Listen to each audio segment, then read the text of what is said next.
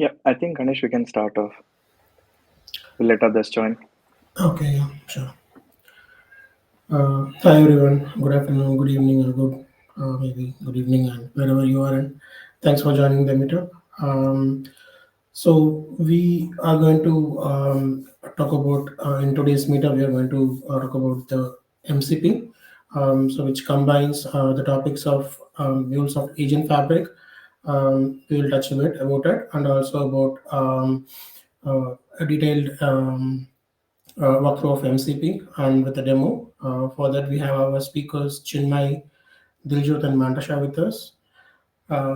So, with that, I'd like to introduce yourself. I know very short notice, guys. Okay, I can go first. Hi, everyone. My name is Chinmay. I'm a senior technical architect at MuleSoft Professional Services in Europe. I've been part of this meetup community for last few years, and I've been, supporting Ganesh and other meetup leaders and facilitating the meetups as well. Nice to meet everyone. Yeah, so on my note, myself, Ganesh, I've been working as a MuleSoft consultant come architect over the last 15 years, and I'm based out of Munich. So nice to see you all today. Uh, I can start with mine. So, hey everyone, I'm Diljot Singh, and I'm also a MuleSoft consultant, as everyone else. So, yep, and I have a knack for technology and AI, and keeping coping up with the new trends.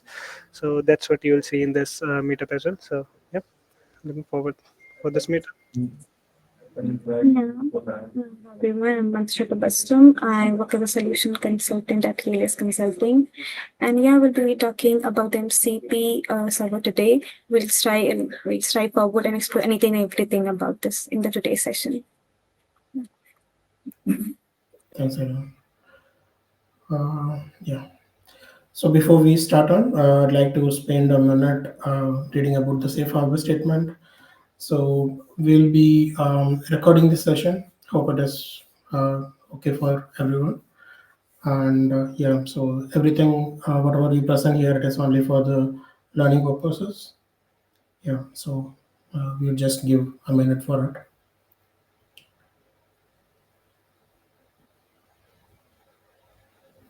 Yeah. Next over it, we'll be record this meetup as I mentioned earlier, and we'll be publishing this in our event page. And also, we run a YouTube channel for Munich MuleSoft Meetup. You can catch up the recording over there. And whatever the question that you have during the meetup, there is a Q&A section. There you can post it. Either the meetup host or the speakers can answer them during the session, or maybe once they are done with their presentation, they can pick it up and then they can provide a valid response to it. And yeah, so if you have any network problem, just disconnect and join back again. Uh, yeah, so on today's agenda, we will be starting with MuleSoft, what is MuleSoft Fabric. Then we will deep dive into the MCP and components and a live demo. So yeah, so I'll hand it over to Chinmay to start with the MuleSoft Agent Fabric. Here you go, Chinmay.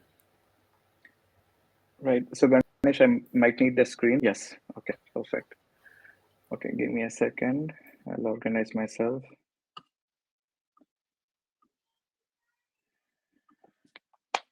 Okay. Hope everyone can see my screen now. Yes, it's visible. Yeah. Yes, Chinmay. Okay. So let's spend just a few seconds with the forward-looking statement, as I'll be discussing about Agent Fabric in a bit. I'll give you a few seconds.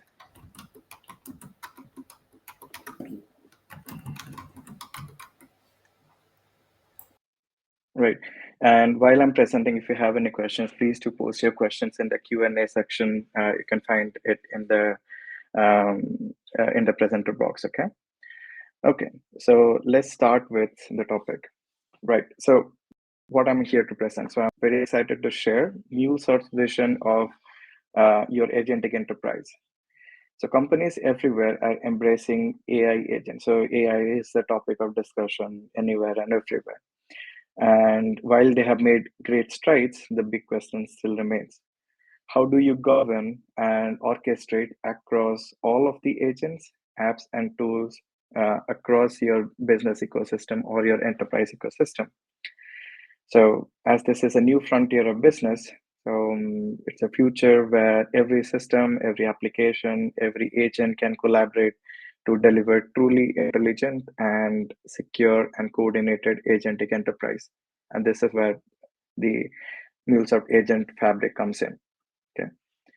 So where does it start? So you might think of an analogy when a few years back we had been presenting the same in terms of API or talking about API. So now we know that every customer or most of the enterprises have more than 800, 900 or hundreds of applications in their business landscape. And this leads to disconnected data conundrum when we hear so much about it. Okay, so this is just based on market research. But what does it lead to? So with the new kind of fragmentation of different applications, although there would be APIs available, and when we are talking about AI being able to access those tools and resources, so the AI agents are popping up everywhere. So in different fragments of businesses, you would have AI agents being available. And they might be embedded in SaaS platforms. They might be embedded in they might be built in in-house applications, or even be packaged in popular LLMs. Okay. Now, what does this lead to? So, because the agents are everywhere and multiplying, so now what we are facing, as we faced before with API sprawl, now we are talking about unmanageable expansion of disconnected silos when it comes to agents. Okay, what does it lead to? So if we talk about from a Salesforce point of view, where we have Agentforce, you have certain guardrails in place, you have a trust layer, and the orchestration is already built in. So there is a trust aspect when it comes to data and accessibility and what the agents can deliver. But when it comes to other agents, agnostic of different vendors, there can be various SaaS vendors in the market. Establishing that trust or those guardrails could be difficult. And when building your agents yourself, it's incredibly complex to build in the management and governance, which is scalable and still secure. Okay. And what does this lead to when we have this expansion of uncontrollable API? So uncontrollable, this leads to an unsustainable landscape. Okay. So you lose track of agents which are being deployed, where they are being created, leading to siloed agents and trapped value. There can be agents which are also unable to find different tools, resources, and discover other agents that need to get the work done, leading to inconsistent experiences. So different agents not able to discover themselves and not able to provide the holistic experience that it should. This also leads to lack of control and visibility and exposes the organization towards security and compliance risk. Okay, as you do not have a single place of visibility. And finally, it leads to a limited insight into how agents would operate and make decisions, limit process improvement, and leave you with inefficient workflows. Okay. So what's the next step for us? As we already know that we are moving into this disconnected experiences when it comes to agents. So now is the time to take control and harness this expansion. And in order to do that, we have been in this path before when we talked about API sprawl. So for the last few decades, MuleSoft has been the leader in helping customers unlock and compose their disconnected applications and APIs and systems in a secure and scalable way with reusable APIs. Now we are solving the same problem, but this time it's for agents. So in addition to composing, governing, and managing APIs, MuleSoft now enables you to orchestrate, govern, and manage all of your agents. And we are helping organizations to do this in a way that's scalable and future-proof. Okay. Hence comes MuleSoft Agent Fabric. So what's Agent Fabric? So what does the Agent Fabric enable us to do? So it turns this uncontrolled agents into a governed and highly coordinated intelligent network, just as we had application network in terms of APIs. So it brings all your agents into a single place so that they can be easily discovered. It enables you to execute complex processes and that require multiple agents, multiple protocols like MCPs and tools with security and governance at the forefront. It gives you a holistic view of your agents. Doesn't matter where it has been deployed, but brought into a single unified platform. So with MuleSoft Agent Fabric, you will be able to govern any agent anywhere, orchestrate agent across different ecosystems, be it apps, enterprise apps, tools, and by intelligently routing the agents into the right resource to use the right resources and observe every agent interaction. So provide visibility, very important. So it is at the moment it's of utmost importance that the interaction between agent not just in terms of trust, but also in terms of governance and guardrails to keep that control over the agentic interaction, be it agent to agent or agent to tools. Okay. So MuleSoft Agent Fabric maximizes the value of your agents by making them discoverable, capable of working together to solve complex business processes. Okay. How does it do that? 4 steps. So it starts with discovery. Okay, so with building a central registry, we'll talk about each of them in the upcoming slides. And next is orchestration and the ability to connect and collaborate and enable the agents to collaborate. And then we have governance, which is defining the guardrails to ensure the interaction is consistent and secure. And finally, observability, end-to-end visibility of how agents interact with each other and kind of opening the black box of AI into more transparent and accountable application or agentic network. So let's talk about each of these steps. So the first part, which is discovery. So discovery is the first step towards building a coordinated agent, just like we had in terms of APIs. So with the agent registry, which is the component of agentic fabric, it enables enterprises to get a single catalog for every AI agent or asset, whether it is built in-house or embedded in any external SaaS application or sourced externally. Developers and even agents themselves can dynamically discover and reuse existing assets, accelerating innovation while preventing duplication. So this is how MuleSoft makes agent ecosystems composable, scalable, and easy to manage. So the first part, which is maintaining a central catalog, maintaining an agent registry, just like we had Exchange for APIs. Okay. Moving on to the next bit, which is as after discovery, next comes orchestration. So this is where agent broker as a component comes in. This is so agent broker. What does it do? So it provides intelligent routing and coordination service that connects different agents built across different domains or different applications, ensuring that the right agent is being used at the right time. So by dynamically matching this task with the best fit agent, based on certain prompts or any other, instruction that has been provided, and enabling seamless collaboration across different ecosystems. So the agent broker transforms the scattered agent into a highly performing coordinated workforce. So it kind of joins or combines different agentic capabilities to provide you a complete AI solution. So this is how complex multi-step processes execute reliably behind the scenes. So for customers, this means tasks would be routed intelligently, redundant work is eliminated, and outcomes are delivered faster and more consistently, just to manage different handoffs between human interactions and prompts and the agent itself. Okay. So that was about agent registry and agent broker. So what was the next part, which is the governance aspect? So without governance, the orchestration, which was the previous bit, it doesn't make any sense. So how do we ensure that? So ensure governance. So the Flex Gateway support for MCP and A2A enforces these guardrails the enterprise need at the moment. So it applies consistent policies, compliance, and security controls across every agent interaction, regardless of where the agent runs.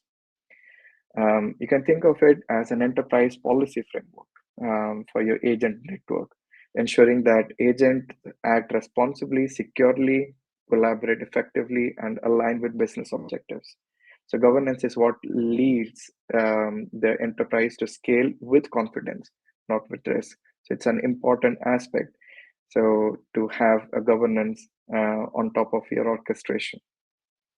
Okay. And finally, moving on to the observability part.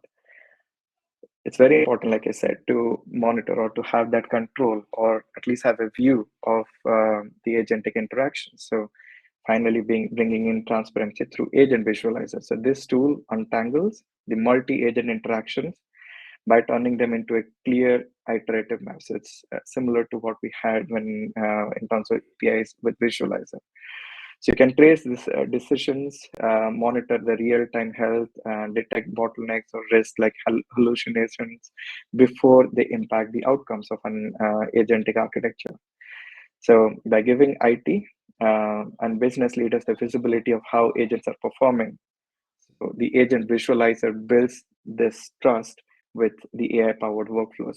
So with the first part with discovering the agent and bringing the agents together with the orchestration aspect and bringing the governance in place so the agents securely and effectively connect and collaborate, and finally providing the observability part, which gives you real-time agent to agent communication and the AI strengthening the AI workflows. So MuleSoft Agent Fabric provides you an opportunity to build a continuous or unlock your enterprise's AI capabilities. Okay, so we will. So this is what I wanted to cover in this situation, just to give an introduction to an Agent Fabric. In the upcoming weeks and months, we'll be having further series of Agent Fabric and different components related to it with demonstrations. But today, to start with the very basics when it comes to AIs and agents. So I'd like to hand it over to Diljot and Mantasha to talk about the first or the basis of agentic interaction, which is MCP. So, okay, over to you, everyone. Thanks so much for giving me an opportunity to talk about agentic fabric. Thanks, Chinmay. And if you have any questions, please do post your questions in the Q&A. I should be able to answer it. Thank you. Thanks, Shima. Diljit, will you share it or shall Yes, I? I can share my screen. Yeah, okay. Fine. Is it visible? Yeah. Okay, awesome. So, as Chinmay said, right, this is the fundamentals or the starting point of agentic and MCP, right? So, why MCP and what is MCP? So, these are the first questions that we'll discuss. So, let me just give a full form of MCP, like what is it first? So, it's Model Context Protocol, right? And why was it required? Let's go through that first, and then we'll go in detail, like what is MCP and the other things as well. So, first of all, role of MCP and why MCP. So, in the starting, in about 2023 ending something, we got LLMs, right? We got ChatGPT, and we started using ChatGPT a lot. And then came Claude, Gemini, and many others, DeepSeek, and many others, right? So all of those LLMs came into the picture, and we were looking into all of them. We were doing everything with them, right? But the only thing that we were not able to do is to connect them, to connect the LLMs to our end systems, right? If you want your chat gpt to do the work for you, you can't just like you have to send an email, right? You can go and ask chat gpt that I want to send an email, so just write it down for me, right? Then but it can't really send it on your behalf, right? So and similarly, you want to look into your broker's account, your stock brokers, like if what is the market doing today and things like that, right? So all of those end systems, you are not able to connect with them, right? So there, OpenAI introduced one concept called tools, right? And this is also called tool calling and function calling.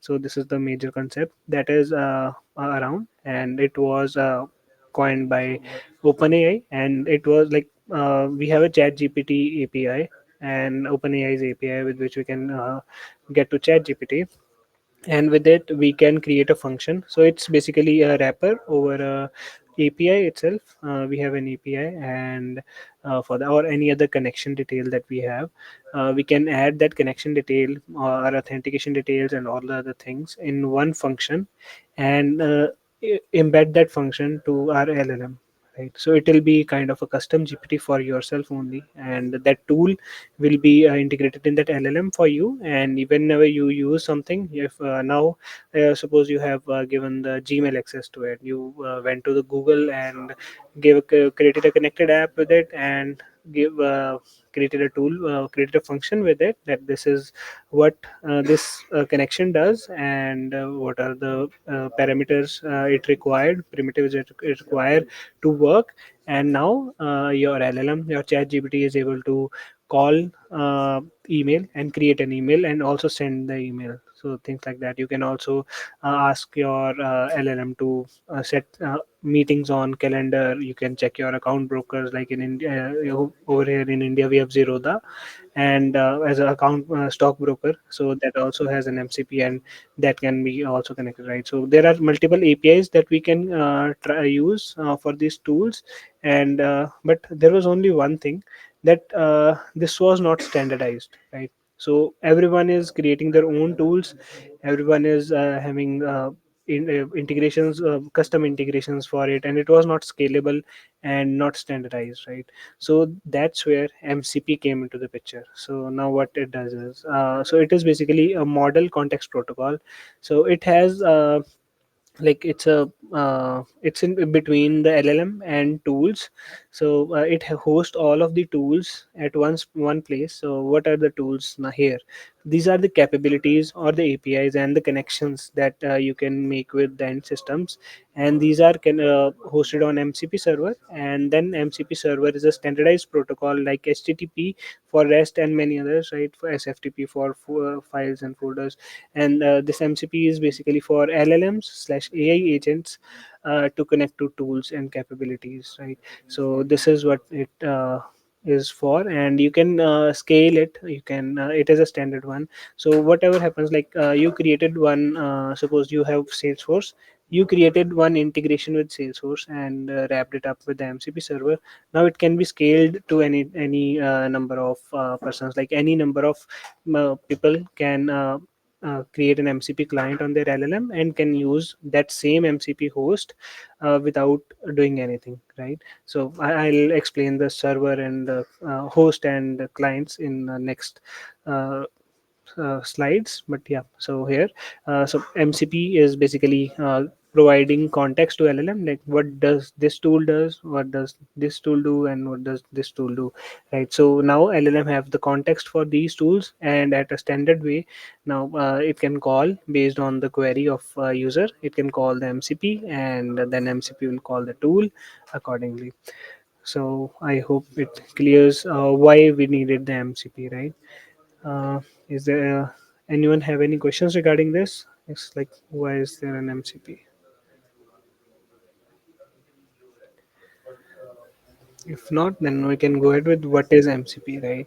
So this is a logical representation of MCP. As I've already explained, MCP, and then AI applications. It could be AI agents, applications, anything related to AI that doesn't have basically their connection to the end systems, to outside of their own world, right? So LLMs are basically trained on one language, and like on multiple language, but they have only particular data on which it was trained. They don't have the APIs connected to it, right?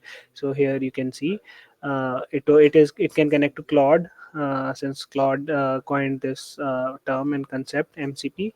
then it can also connect to the cursor and any of the AI applications which has a MCP host and MCP client. So it can connect to that, and then it can again connect to any of the end systems which have MCP servers, right? Like Git also has it, GitHub also has that, and SQL and MongoDB and many others. Slack also has it. Slack has it for just for its partners right now, but yeah, it will be getting into the picture like in later future. And then we have Google Maps and many others. So let's get to this definition as well. So MCP is basically an open source standard for connecting AI applications to external systems. So that's what I've explained in detail. So if anyone have any questions, you can post that in the chat, and we can go through them as well.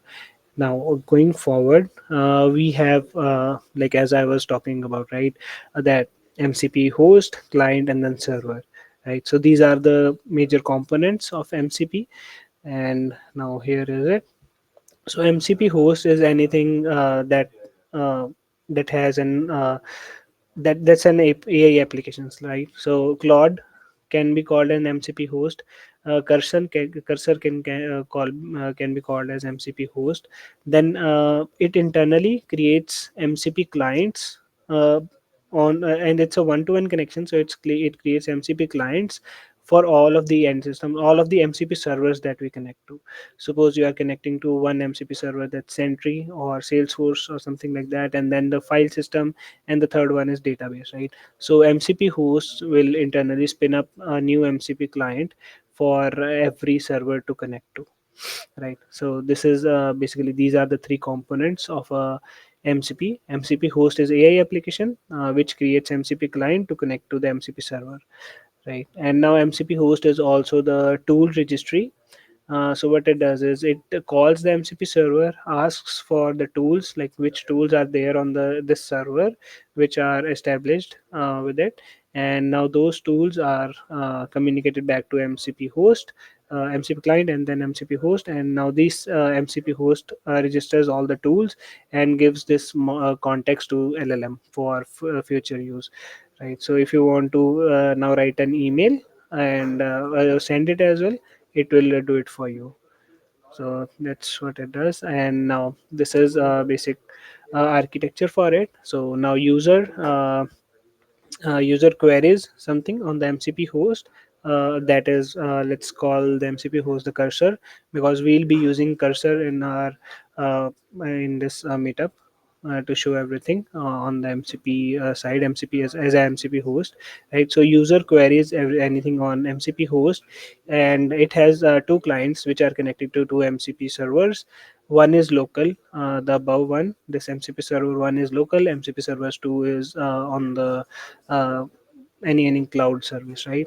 And here we have shown the LLM. So at the back end, it could be using any kind of LLM or things like that, because when there is a natural language query, it goes to LLM only, and then LLM converts like which tool it should use, which is registered on MCP host, and it goes to the MCP server, required MCP server, and calls it, right?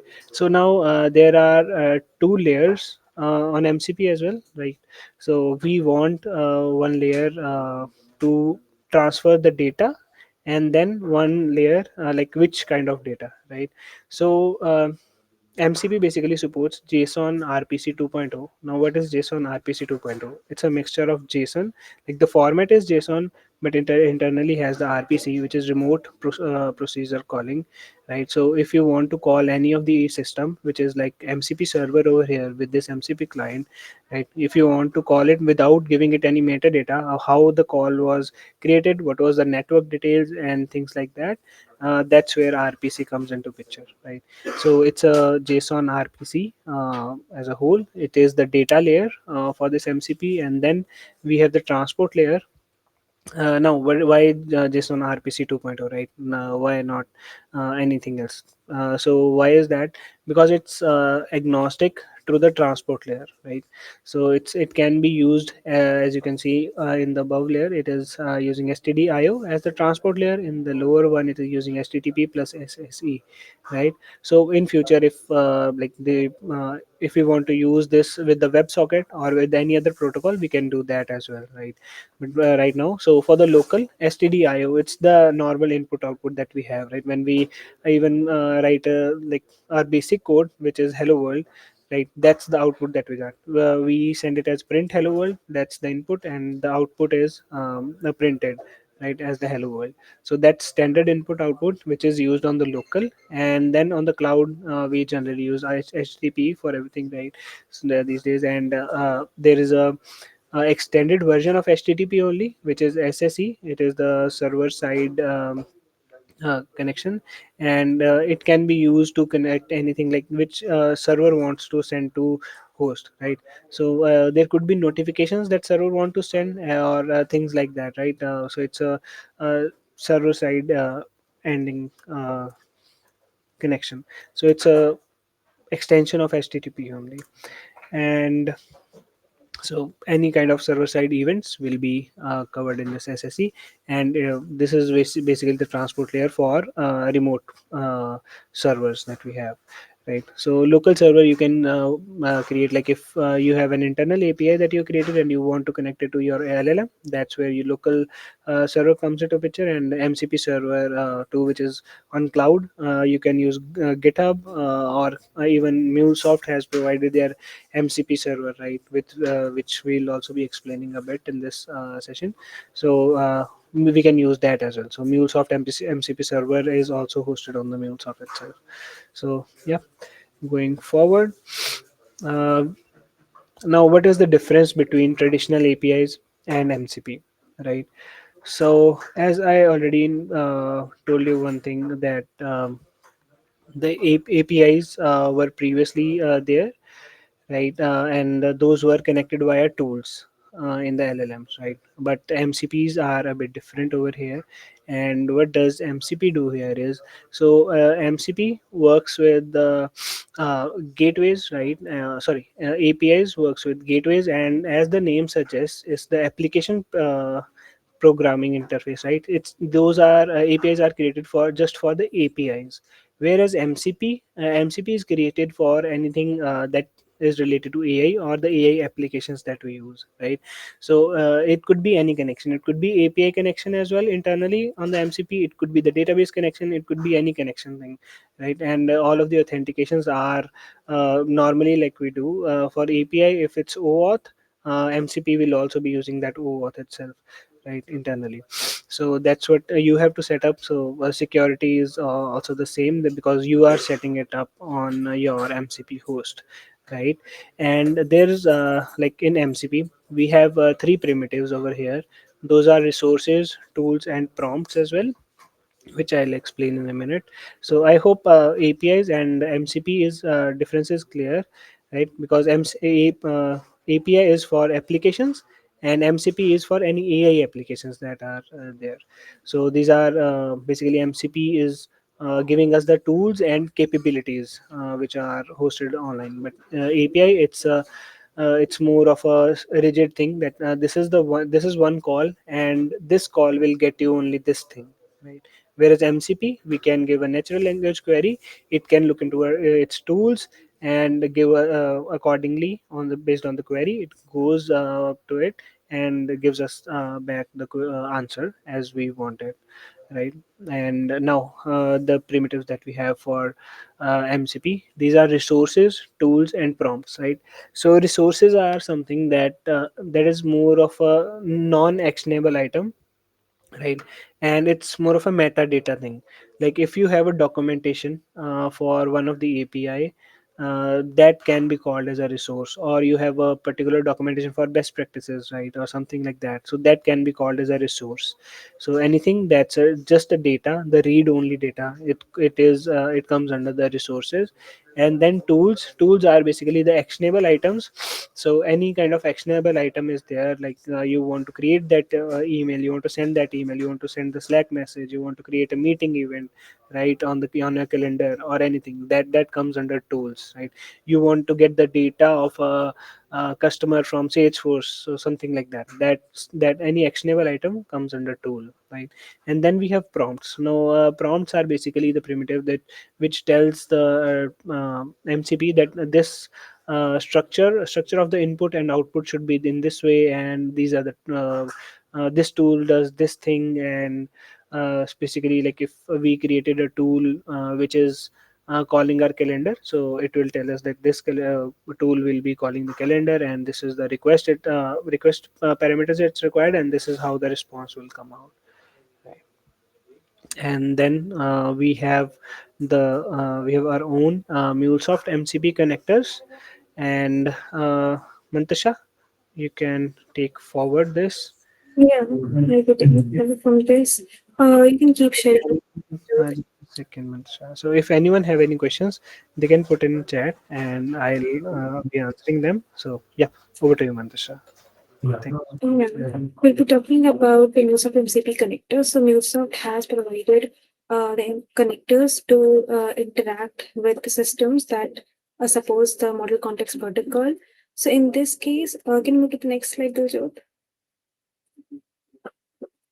So yeah, the connectors provided by MuleSoft helps the Mule applications to either behave as the MCP server or behave as a client, MCP client, and call the tools that are present in the servers. So here we can see there are three of the connectors that are specifically for building the MCP server, and four or five of them are used to behave to let the Mule application behave as the MCP client. So we will be discussing about all those connectors in detail once we move to the Anypoint Studio. But yeah, it's the overview, and then we can discuss about this later in the demo. Can we put the next slide? Okay, we have our use case here. So, okay, in this use case, we can think of it as such a way, like MCP, that is a model context protocol. It's revolutionizing the enterprise integrations in MuleSoft. So let me start with a real world use case. Imagine a sales manager who needs to check inventory levels in SAP and pull customers' detail history from Salesforce or check for any product data from any inventory. So and also update those information to any communication channel. Traditionally, they had need to log into each system separately, navigate complex interfaces, and manually compile information. And what if instead we have the option to just ask or write a simple natural language? What's the current inventory status of a product XYZ? What's the customer information about ABC? And send the responses or the summary via our communication channels. So in this way, MCP plays a major role transforming simple, rigid structure of request and response into a more natural language based. So in this, you can see we have an end user in one case where it's writing the natural language, that is the query, and the MCP client, which is residing on the MCP host, is taking that prompt and deciding on its own to which tool to call from the MCP server. So it's internally deciding based on the prompt sent by the user. Okay, I need to call this particular tool for the response to be sent to the user. And here, the MCP server, you can see it's connected to Salesforce CRM, communication channels such as Slack, and SAP ERP. So what it does, MCP server, it's just basically pulling out the information related to the end user from this end system, reformatting that entire thing, and then sending back to the MCP client. MCP client is responsible for restructuring the data and make it user friendly for the end user. So this is basically the use case that we'll be talking about. Okay, from now I'll be we can move to the next slide, Diljot. Yeah. Okay, for building this entire use case, I have built out 9 tools out of it. For example, the very first tool is to fetch the customer profile in Salesforce. So basically what it does, it is just fetching the customer profile based on the query that you are writing in the um, MCP client. That is, for our case, we'll be using Cursor, and it is fetching that particular data from Salesforce. So that is a tool one. Similarly, we have tool number 2 that is responsible for fetching the customer orders from ERP. Now, the tool 3 is responsible for getting the order status based on anything like order ID or customer information written in the user prompt. Next, we have the tool number 4, which is responsible for fetching the order details from ERP. And then we have the next tool that is responsible for fetching the audit. Okay, that's again, I guess it's redundant. We can skip to the tool 6. It's responsible for updating the audit status. So yeah, I can simply write a simple prompt. Okay, hey, my name is Mantisha. I need to update my order status for this particular product to shipped or delivered. Next, we have the tool 7 that is responsible for canceling of the orders, like, hey, cancel my order for this particular date. And next, we have the tool to check the product availability. Okay, tell me the available stock for a particular product ABC. And next, we have the tool number 9, which is responsible for sending out the messages on Slack. So all of these tools are built in the MuleSoft application, and we have leveraged MuleSoft MCP connector for this. And using those MCP connectors, we have built the tools. And building out the tool is basically we have one single MCP server, and on top of it, we have multiple MCP tools. So you can consider it as a lake in which we have the MCP server, and we are defining all the functionalities of those MCP server through different tools. So if you can think of on a high level, you can say if user is sending a prompt, it is basically identifying which functionality to call of the MCP server. I guess this part is good. Can you move to the next slide, Diljot? Okay, from here we have the demo. I need to share my screen for that. Okay. Let me know if the screen is visible.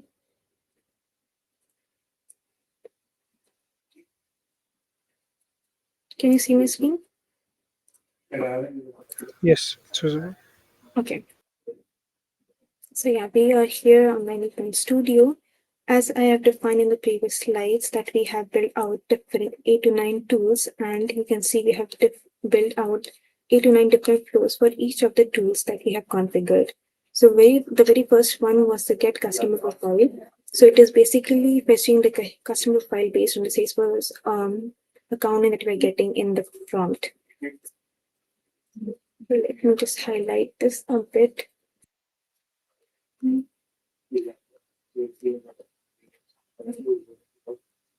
Okay. So we'll go first through the MCP tools that we have done. Okay. So you can see the list of MCP operations that have been provided by the MuleSoft. The very first one is the call tool. This connector, using this connector, the MuleSoft application can behave as a client, and it can call any of the tool of any server that is deployed, and it's basically helps the new application to behave as a client. Next, we have the list resources. This connector retrieves a catalog of available resources from an MCP server. Resources in MCP are typically data sources like files, databases, or APIs that the server can provide access to. Next, we have the list tools. Using the list tool, this connector helps us in listing the tools that are provided by any server. And next, we have the ping tool. You can not the tool, it's the ping. You can consider it as you are just pinging any server to check if it is active or not. If it is active or not, just kind of a health check that you can say. Next, we have the Next, we have the read resources. The connector retrieves the actual content of the specific resource from an MCP server. Once we have identified a resource, this connector fetches its data. For example, if an MCP server provides access to customer profiles, it's stored in a JSON file. You would use this connector to read the content of a specific customer's profile by providing its resources identifier. Next, we have the on new session listener. So basically, this is a source connector. So it triggers your mule flow whenever a new MCP client session is established with the MuleSoft application, acting as an MCP server. Next, we have the resource listener. This connector, next one is resource connector. This source connector makes your MuleSoft application act as an MCP server that exposes the resources to the MCP client. And I've mentioned that resources are kind of a data sources. It could be file or any documentation.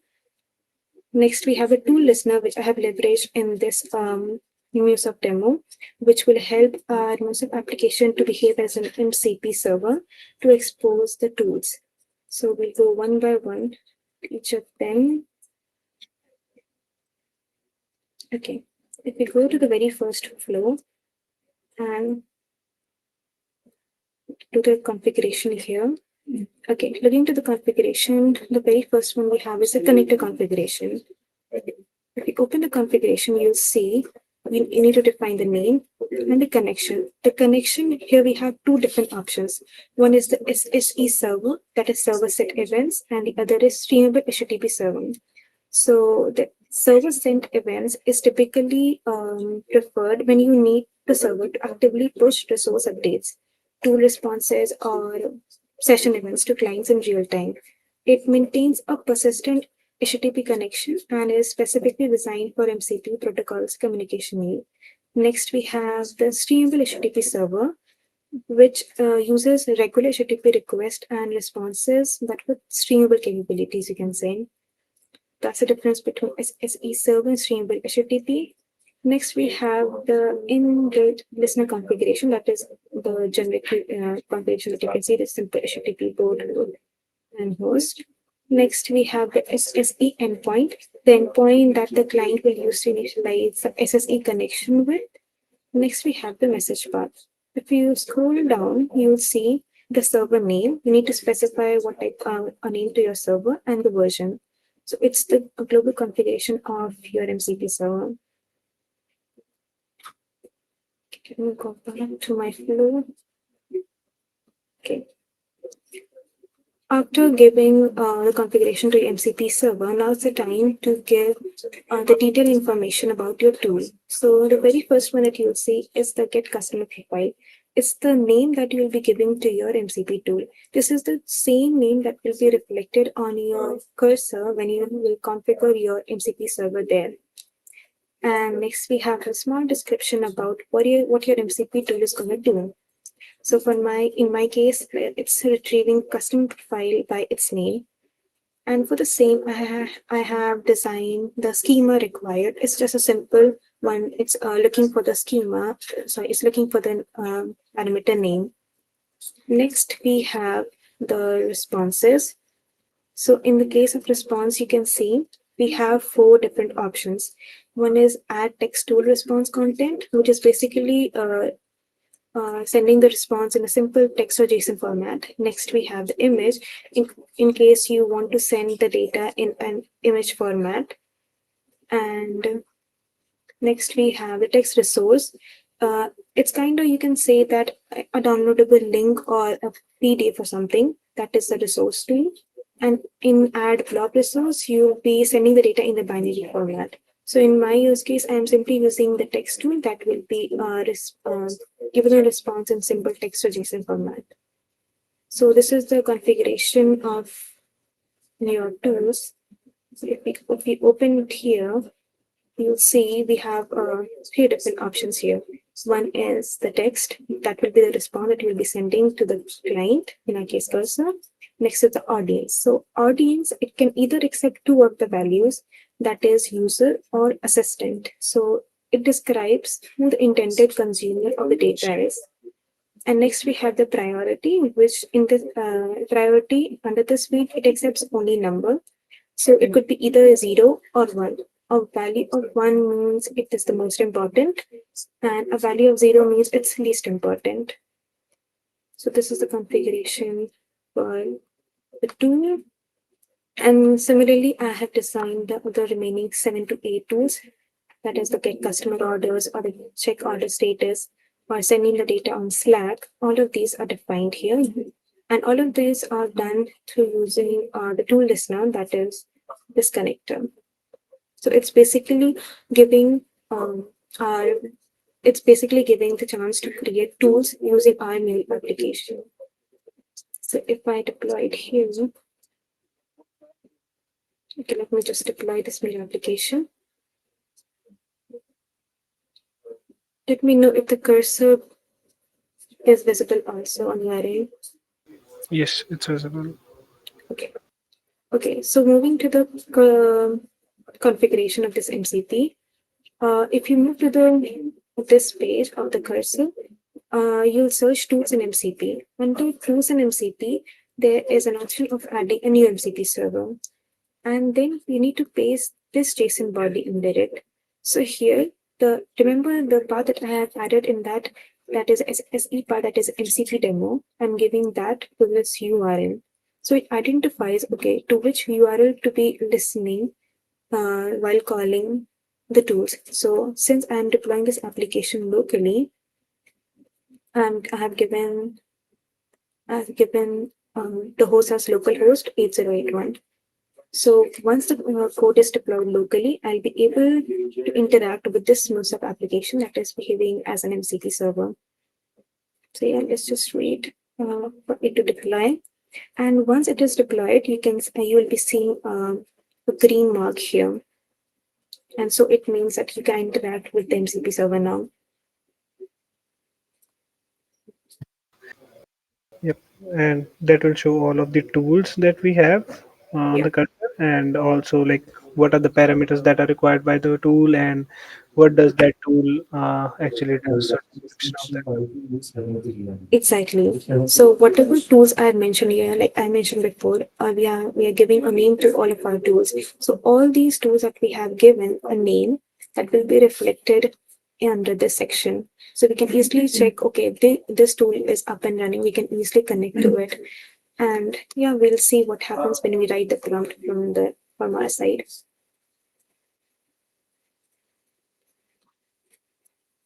It just take a little more time sometimes while deploying.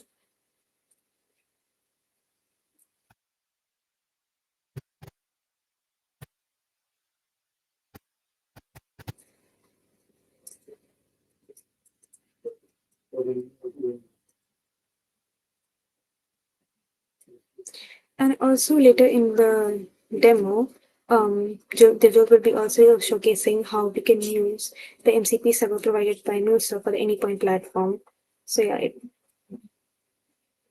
and you can just, if you want to add any other if you want to add any other MCP server apart from your local, you can just go ahead and add comma and add another MCP server. Let's say you want to connect to Jira MCP server, you can add that. And let's say you want to connect to GitHub MCP server, you can add that too. Right, and these things that we are telling about adding MCP servers, right, in this MCP.json. One second, go back to the cursor. Yeah. Yeah. So whatever we are telling over here, it is not just specific to Cursor. You can use the same thing to many other IDEs that provide MCP clients, right? So like this, VS Code can be used. There is some Windsurf can be used. There's Try that can be used, and then like Claude can also be used directly as well. So we can create the connectors over there on Claude, and those connectors can be directly called. And like they have created the connectors for some very already usable things that we use in real life. So that there. For this demo purpose, we have leverage cursor, but yeah, we can also go for Claude or also.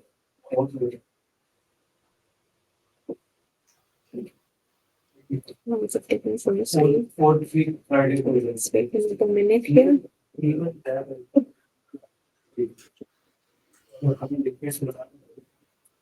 Uh,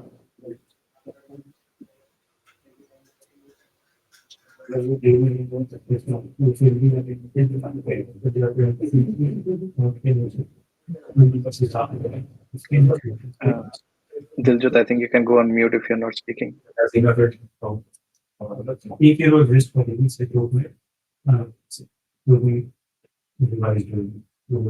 Also, I want to add here, while the was deploying, I encountered while specifying the responses under this, if I was writing more than one line data weave, it was giving an error.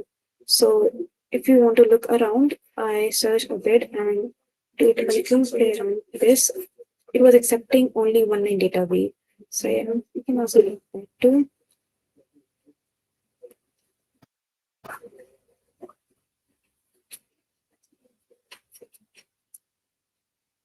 And also, I suggest to make it a bit verbose while defining the parameter schema, because whatever schema you will be defining here, it will look out in your prompt. Like whatever prompt I'm writing, it will the parameter defined here. The MCP tool while getting the information from the prompt that I'm writing, it will try to get those data, and through those data, it's kind of identifying which tool to call. So yeah, while defining the parameter schema, we need to be a little verbose. I'll just look here. So it says loading tools, and yeah, There will be some previous present tools as well, previously present tools. yeah.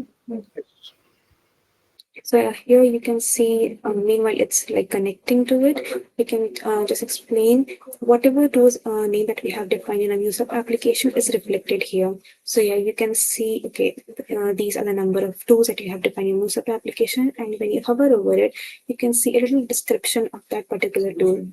And you can also see the parameters that I have defined. So for now, I haven't given any description to the parameters or properties that I have mentioned it, but yeah, you can also go ahead and do that too. So yeah, it kind of more and give a more understanding about each of the tools here. So you can see each of the tools have description and the parameters defined when you hover over it. So you can see if we have the green circle here, it says it means that we have the client server connection established between the MuleSoft application and our client, that is the cursor. So we can just go ahead and start with writing a prompt here. So I'm just selecting the MCP JSON, just this configuration, and just write, okay, fetch the data of Mantisha from Salesforce. Just say enter. So it's trying to identify what next moves to go through. It identified, okay, I need to call this particular tool, that is the get customer profile. So it's fetch it. It was able to fetch out the details from Salesforce.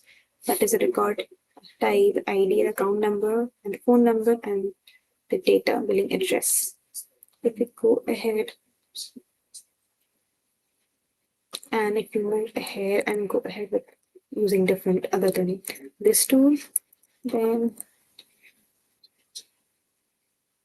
you give me the list of orders. Give me the list of orders placed by the user and give me a formatted result.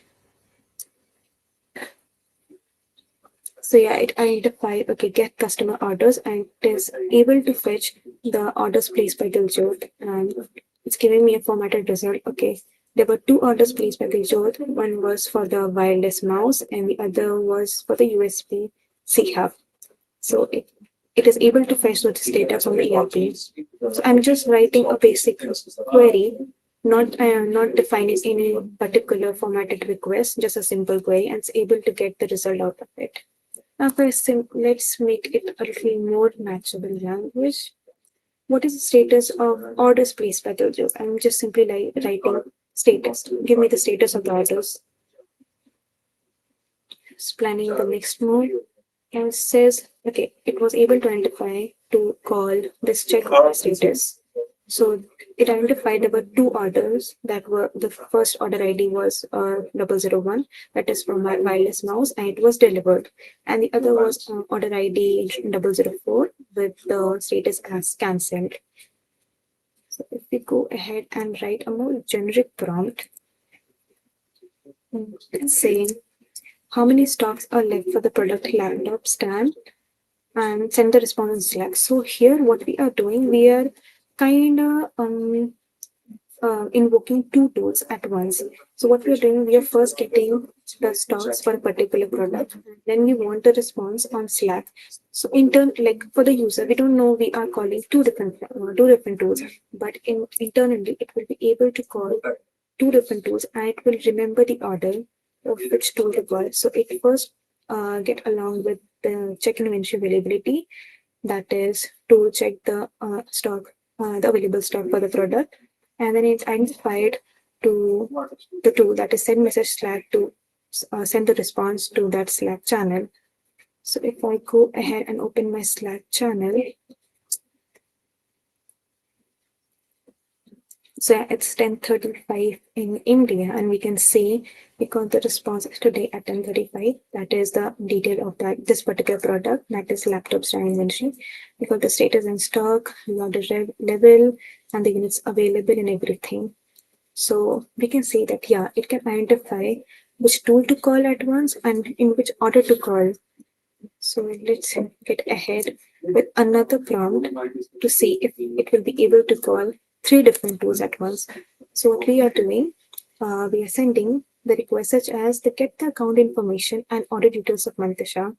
So first thing, it will fetch the account information from Salesforce, and next the order placed by me from the ERP, and then it will send a concatenated response on Slack.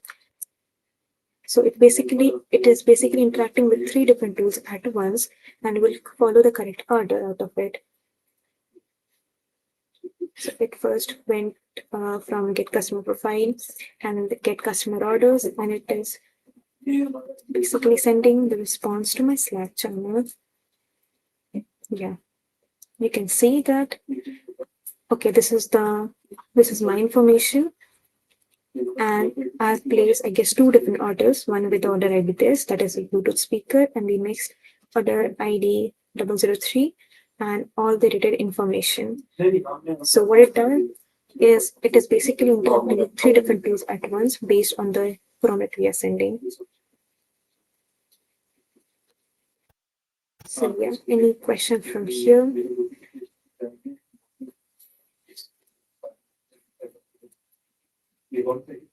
Um, Natasha, there is a question that what is the we provide the priority and what is how does it react actually? So there was a question from the Q&A section. Sorry, can you repeat that? Yeah, sure. Give me a moment. Ganesh, I've actually answered that question. So the priority defines the importance of data or the required information that is being exposed by the tool or that's been required by the tool to process.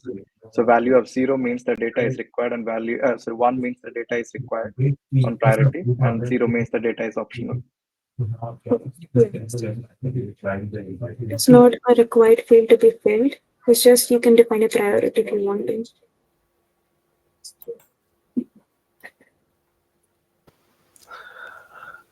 Yep. So I can go ahead with our last topic for the day, and that will be the MCP server that's provided by MuleSoft itself. So let me first show you an overview with the slides, and then I'll go with the cursor again and show you the tools that are actually provided, and maybe run a few of them for you as well to show like yeah, those actually work and work good, right? So this is the MCP server tools that are provided by MuleSoft to us, and so previously there were only four categories even in the documentation, and right now they have updated it, and now there are a lot of categories that they are grouped in, right? And so first one will be application development tools. Now what these application development tools are like, right? So internally it is using the vibes or the mule dev agent previously, right? So it is using vibes to create the applications. Now what does the application development tools can do, right? So application development tools can create the API specs it can the raml that we create, it can create a project structure for it, it can create a mule api that can do stuff, right? So a simple api can be developed with this tool itself. At the back end, it will be using vibes and einstein to do all of its llm thing, right? All of the ai part. And then we have application management tools. So anything that you can do on the api manager, right? You can look into the policies, and you can look into the like which what are the status of the application, and things like that. Those are handled by the application management tools. I'll go into a bit more detail than this when I'll show you on the cursor, but yeah, these are the overviews of this. And then api and policy management, so this is the same, and it also again manages the policies. So we can add the policies, we can create the policies, we can put a policy on an api, and we can delete the policy if it is already present on the api. And that's what we do in the api and policy management. And then usage and insight tools.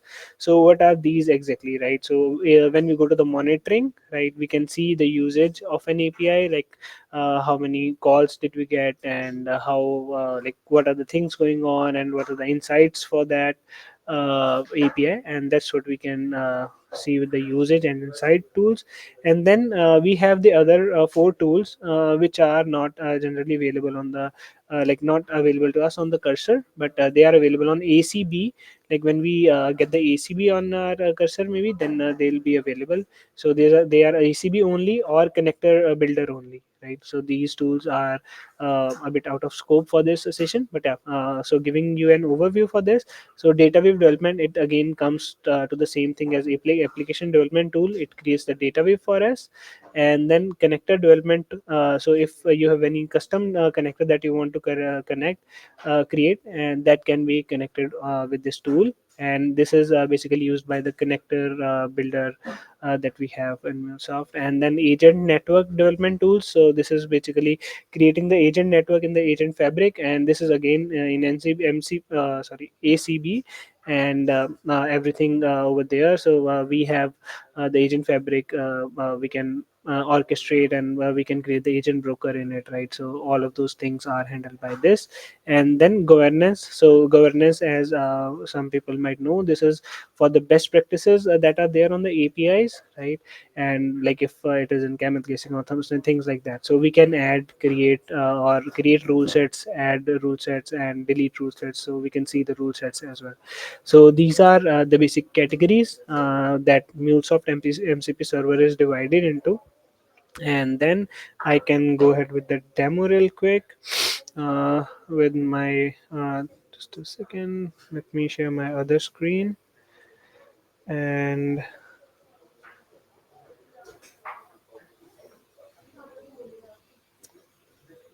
yes, so here it is. I think my screen is visible.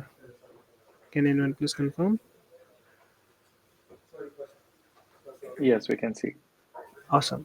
So here we have the MuleSoft MCP server already connected to it, and with which we have provided the connected app for the MuleSoft, and we'll delete these client ID secrets after this session. And yeah, so these are the connected apps that we have created. Connected app for MuleSoft MCP server, and that you have to provide it over here. So authentication and authorization is done in a way that a connected app would do, right? So it's the similar for mcp as well. And right now the regions, they only provide three regions, and prod us is one of them, and we'll be using that. And this is the command to start the mcp server, and there's a command to install the mcp server as well. You can use that locally. And now here we have 18 tools from those categories itself. So you can create a mule project, so it will create a template mule project for you. And like if you call this from here, right, create a mule project, it will go and run this command, run this tool, and it will go to the vibes and do the ai thing, and will create the XMLs and the Mule structure project over here, and which we can see on the Anypoint Studio. We can open the same folder over there, and we can see it on the Anypoint Studio, and then or also on the ACB itself. Yes, and then generate mule flow. So if you want to create specific mule flow, this is the go-to tool, right? So it is basically like when you will type something, it will internally the host will internally look into it, like which tool should be used, and they will use it. But yeah, these are some development tools: mule project, then generate mule flow, then create MCP server, and there was one more, I think, API spec. What is that? Yeah, create API spec, right? So these are the ones that come under development tools, and then we have deploy mule applications. So these are come under application management tools. Deploy mule applications, then list applications, and update mule application, run local mule application, and things like this, right?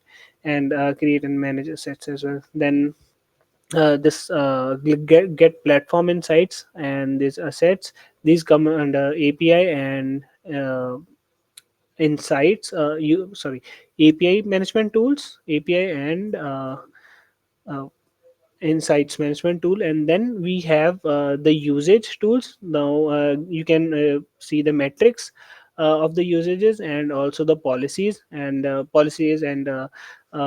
API tools are there. So this create and assets, and then create and manage assets, then manage API instance policies. These come under API and policy management tools.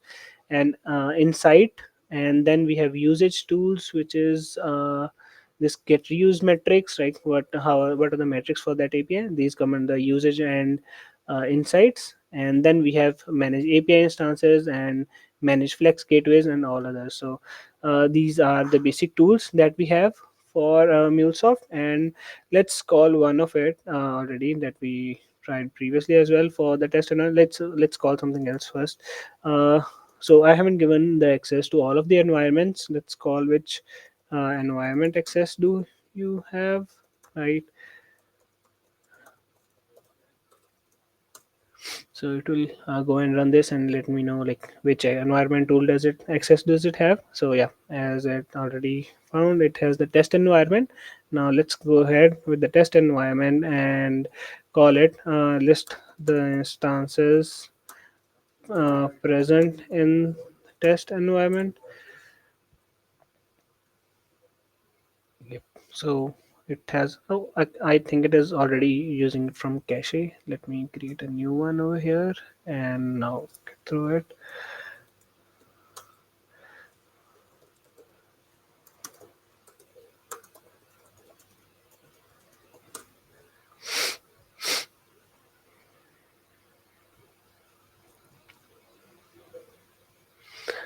So as we already saw, it was having test environment access, right? So let's go ahead with the test.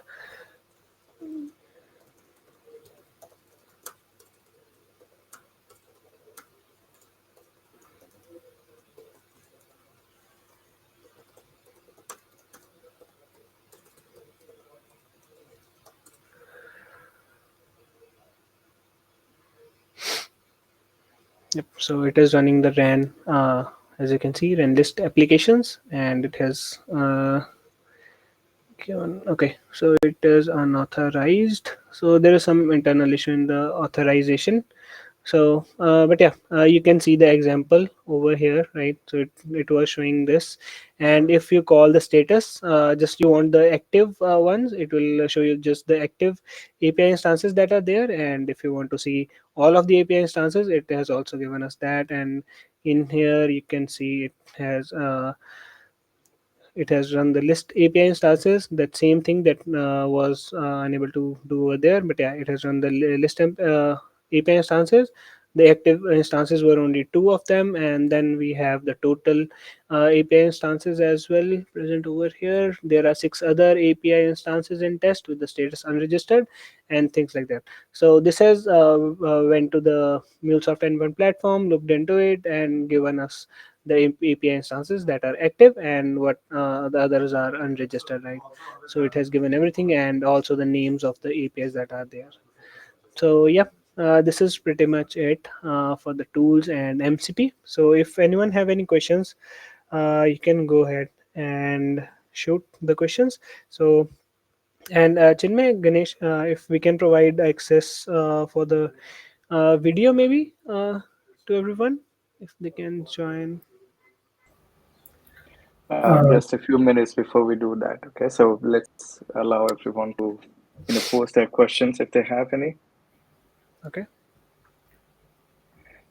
Okay, and just for the sake of it, I know there has been some questions about, subscriptions and licenses. I think the best people to answer the same would be if you can reach out to MuleSoft Sales directly, as this is a new component available on the platform. So the subscription and the licensing model would be, the latest information will be available with them.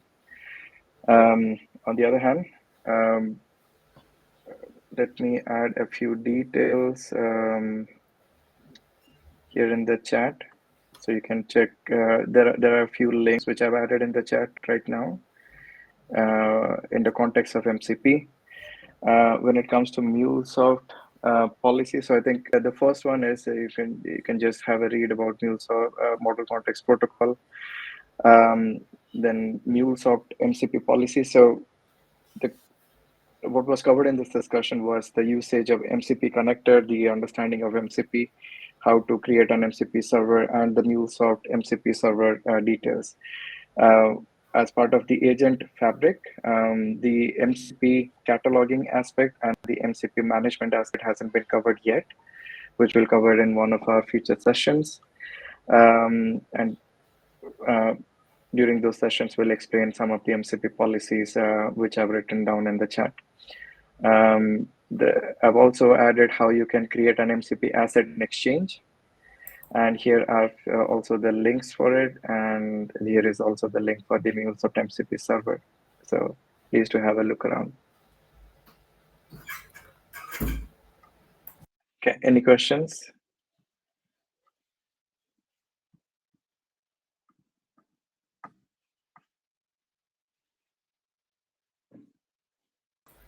Yeah, please go ahead. Yeah.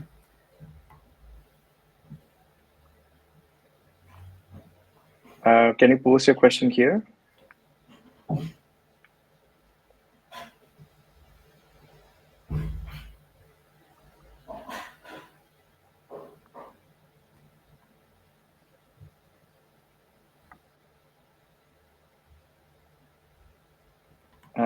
Ganesh, maybe is it possible to add live today Yeah, as I'll maker? enable.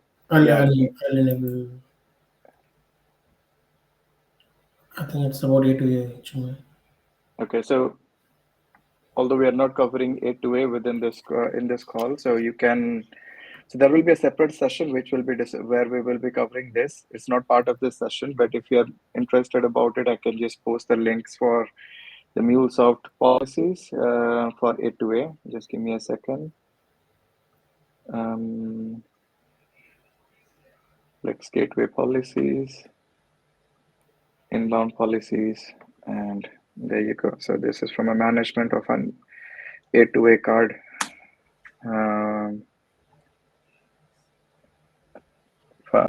Sorry, this is management of an agent card from an A2A perspective. Okay, but we'll cover this in detail in one of our next sessions. Okay. Any other questions?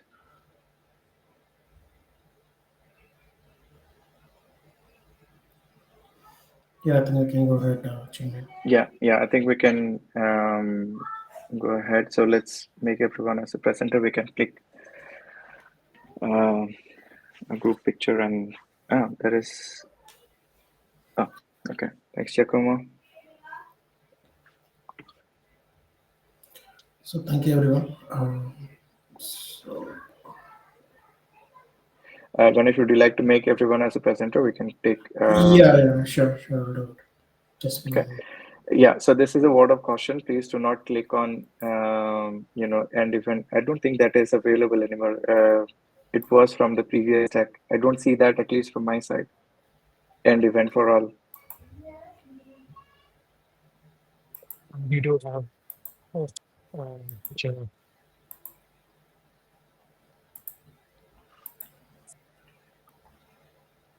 So we just added you as a presenter. you can actually enable your cam. And you can stop sharing your screen. Yeah. Yeah, sure. And just turn on your camera so that we'll have a picture time and we'll wrap it up.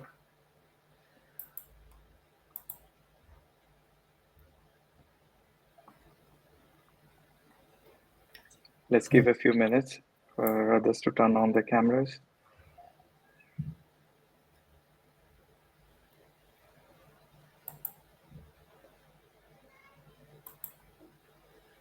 Okay. Should we go ahead, Ganesh? Yeah, we'll just wait for 1 more minute, then we'll do it. Yeah, let's give it a minute. Yeah, please turn on your cameras, and maybe if you wanted to share some feedback, you can also do it.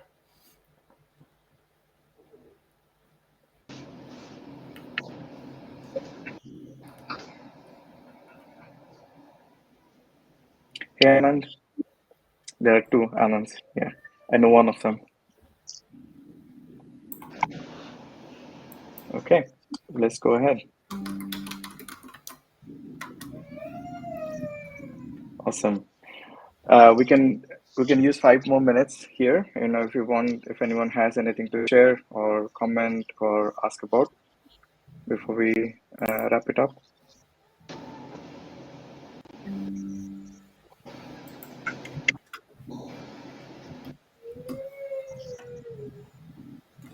Okay. Maybe an interesting question would be how would the MCP layer actually come into the API-led architecture? And this would be a very interesting discussion, I believe. How can we leverage existing API-led architecture for building MCP servers, which are useful for us? Well, that's a pretty good question. So this is my take on this approach. So we have been talking about API or API landscape or APIs as products for many customers for a long period of time, for many years now. So the customers who would have actually implemented APIs as products, or at least have their landscape from a long-term API vision point of view, would have an immediate, or that they can leverage those for an immediate adoption of agents and MCPs, because their APIs would already be having those tools or would already be having those resources, which we can leverage as MCP tools by default, okay, or we can just readily use them. Whereas in contrast, if you have created APIs with short-term goals and with, let's say, RPC-based resources or something else in REST APIs, that might need some work, because at least in terms of connectivity, yes, you can create MCP, but that won't be as effective in building the context of MCP. So the more better APIs you would have created, the better possibilities you have for using the MCP or creating your MCP landscape for your agents. So, which means that we can use the existing infrastructure or landscape that we've created in order to develop our MCP service. Yeah, 100%. I think APIs would serve as the building blocks, or at least that layer, which would define those tools for MCP. So when we talked before, we talked about 3 layers in terms of APIs. Now we'll talk about that whole API layer as one of the primary layer in terms of tools and resources, on top of which MCP resides. And then we have agents which would use that MCP to talk to utilize those tools and resources. And if you move one step up, we'll cover this in one of our next sessions, where if you want to go one level up, that's where agents needs to collaborate and talk to each other, leveraging multiple MCP resources, which in turn leverages multiple tools and resources of REST APIs provided by REST APIs. So it all kind of falls in. There is, a lot of scope with this approach, provided that your APIs are ready. Yeah, or your APIs are well defined. Let's put it that way. Okay.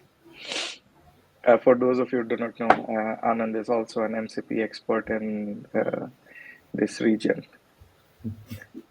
Hi, Anand.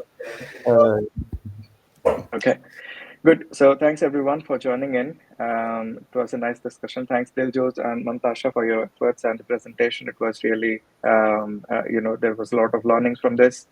And thanks, Ganesh, for hosting us. And Thanks, thank you, everyone. everyone, for your participation and all the questions, really valid questions. And Leah Surya, sorry if I'm pronouncing your name wrong, but yeah. So if anyone wants to connect me and Mantasha, I am providing LinkedIn's on the chat, so you can connect with us. Great. I think, Ganesh, the post meetup activities, could you share with Yeah, everyone? I'll do that. Not about. Right. So just for everyone to know, after the meetup, we have some post meetup activities where we will take this recording, we'll upload it into YouTube, our channel as well, and we'll also add it to the meetup page along with what was being presented today. So please feel free to go through them. And if you have any questions, you want to contact us, you want to present some topic in a meetup, please do reach out to the organizers. Okay. Cool. Thanks, Thanks, everyone. everyone. Thanks, Diljo. Thanks, Mantasha. Thanks, Chinmay. Thank you, guys. Evening. Bye. Bye. Bye. Bye. Today we could just show the 50% bucket